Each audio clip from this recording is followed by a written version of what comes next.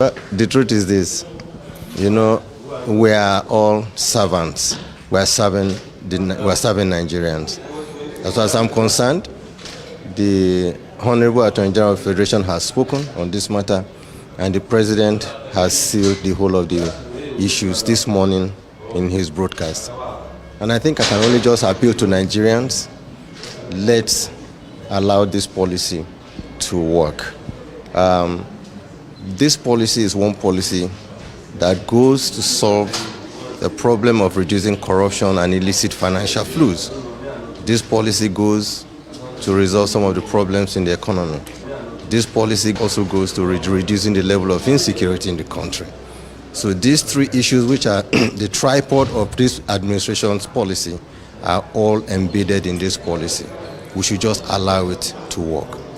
We keep saying this. There are some temporary pains, but I can assure Nigerians that the long-run benefit to Nigeria is overwhelming, and we should just give it a chance to work. So what should we expect from the CBN following the presidential directives to you? President has given his directives. I have met with about 15 banks this morning, and we've given them directives about how they should make all the old 200 Naira notes available, effective today. And I can assure Nigerians that this will help to reduce the pains. We meet with the bankers at least once daily to get feedback and the rest of them. And I think we should just allow this policy work. The temporary pains are regrettable, but I can assure Nigerians that it will be well. Thank you.